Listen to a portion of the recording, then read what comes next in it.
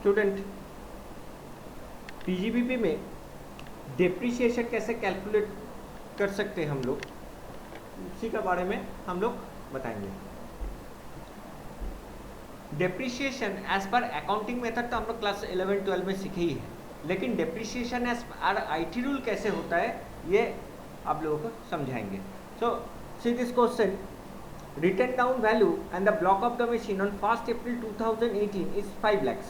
मतलब साल का पहले 5 लाख मेरा था और डेप्रिसिएशन रेट ऑलमोस्ट बोल दिया 15%, और एक बिल्डिंग भी था, बिल्डिंग का रेट भी 10%। Actually depreciation as per IT rule एक अलग रेट ऑफ डेप्रिसिएशन होता है और depreciation as per accounting rule is अलग होता है। तो हम लोग जो सीख रहे हैं depreciation as per IT rule. So how will calculate the depreciation for IT rule? During the year one machinery costing 1,20,000 and one building costing 20,000 has been purchased. During the year, the date is not mentioned. Plant A costing 3 lakh has been sold during the year for rupees 1,80,000. Calculate the depreciation allowable as per income tax rule. तो एक एक करके देखे, plant के लिए normally हम लोग का रेट ऑफ डेप्रिसिएशन कितना है? 15% है। तो कैसे 15% में हम लोग कैसे करेंगे? तो वेरी सिंपल, यहाँ पर सीधी सोल्यूशन, साल का पहले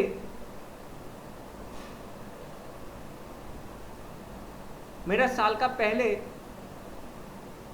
टोटल वैल्यू था 2 लाख। एड मशीनरी हमने कितना का खरीदे हैं?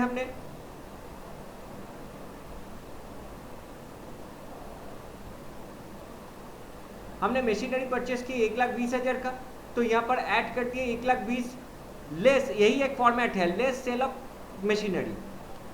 तो सेल ऑफ मशीनरी में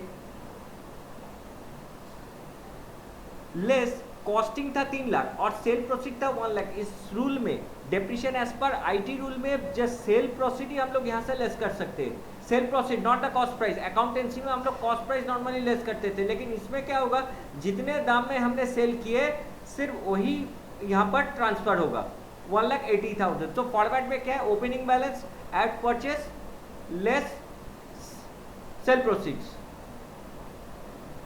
तो जो सेल प्रोसीड है उससे लेस करके आया मेरा 4,40,000। इसके बाद 4,40,000 तो आया, 4,40,000 नया मशीन हम लोग कितना खरीदे? 1,20,000। अब ड्यूरिंग द ईयर ये मशीन खरीदा है, अब कब खरीदे ये पता नहीं, ड्यूरिंग द ईयर ये कब खरीदे ये पता नहीं है।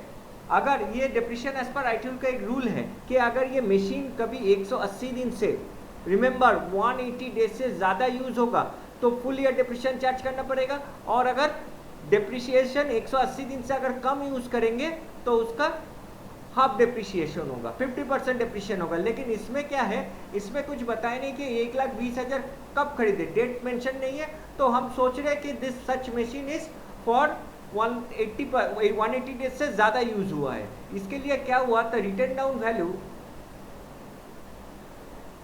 6,20,000 आया, क्योंकि 5 लाख था, 1,20,000 और 1,80,000 बिक गया, तो मेरा 4,40,000 आ गया। 4,40,000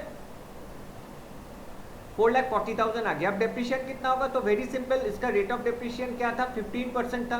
ब्लॉक ऑफ मशीनरीज में रेट ऑफ डेप्रिसिएशन था 15%, जस्ट 4,40,000 का 50% हमने किए, जो क्या है 66,000। तो 66,000 यहाँ से अगर माइनस हो जाएगा, यहाँ से अगर माइनस हो जाएगा तो 3,74,000 आएगा। तो ये एक नॉर्मल सम हो गया फॉर प्लांट एंड मशीनरी के लिए। अब बिल्डिंग के लिए कैसे करेंगे? सेम वैसे बिल्डिंग भी करेंगे। बिल्डिंग के लिए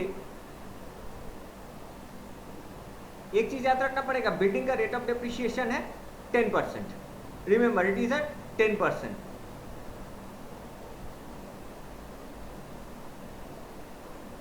तो ओपनिंग बैलेंस बिल्डिंग था 2,50,000,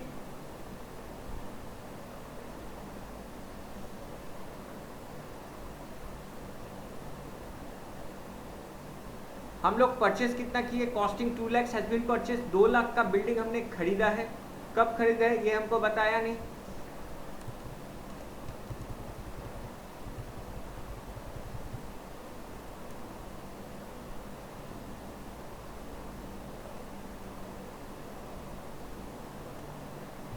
लेकिन एक चीज याद रखना पड़ेगा कि ये जो बिल्डिंग मेरा था इसका रेट था 10%, लेकिन हमने जो बिल्डिंग खरीदे उसका रेट ऑफ डेप्रिसिएशन था 5%, तो इस ब्लॉक में ये ऐड नहीं होगा, ब्लॉक वाइज होता है। तो ये जो बिल्डिंग था ये 2.5 लाख का था, इसके लिए ये 2.5 लाख का ऊपर फुल ईयर डेप्रिसिएशन हो गया, इस 2.5 लाख का ऊपर फुल ईयर डेप्रिसिएशन हो गया 10%, 25,000 2,25,000 आया, ये 2.5 लाख का ऊपर आया। जो नया खरीदे उसका क्या होगा, उसका भी तो डेट नहीं दिया हुआ है। तो देखिए return down value for the block of machinery of 5%, तो 5% के लिए कितना है, 5% के लिए हमने मशीन खरीदे थे 2 लाख, और 2 लाख का 5% होता है 10,000, यहाँ 10,000 लिखना चाहिए था।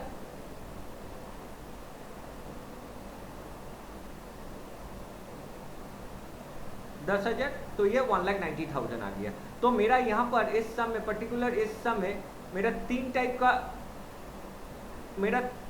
का डेप्रिसिएशन हुआ।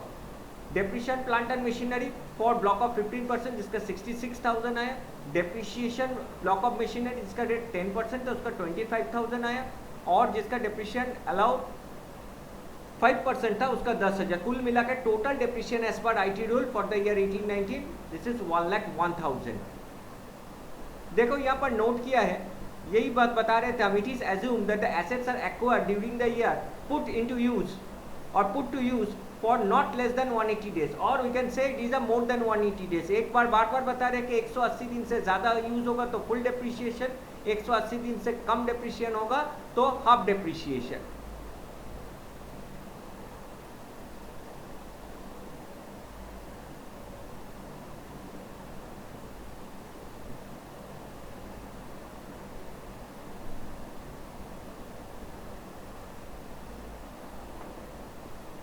और एक सम है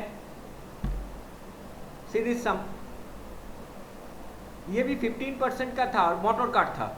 मोटर कार्ड का रेट ऑफ डेप्रिसिएशन यहाँ पर बता दिया 15%, साल का पहले कितना वैल्यू था 1,85,000। हमने सेल कितने में किए, cell cost of the card 1,12,000, लेकिन हम लोग सेल कब किए 35,000, तो 35,000 माइनस कर दिए, 35 माइनस करने के बाद आया ये। अब बार बार बता रहे हैं कि अगर सेल होगा तो sale price, always the sale price will be deducted from the opening balance. So ये जो मेरा वैल्यू आ गया इसका ऊपर 15 करके आया 22,530।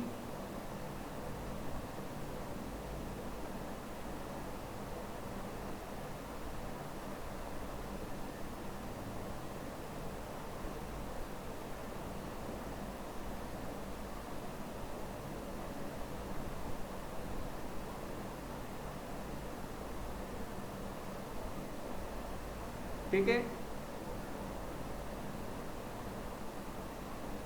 ऐसे करके हम लोग को जब बड़ा क्वेश्चन में हम लोग को ऐसे करके depreciation as per IT rule निकालना है, क्योंकि कोई सम में depreciation as per IT rule पहला सम में हम लोग को बता देगा लेकिन कभी कभी नहीं बताएगा।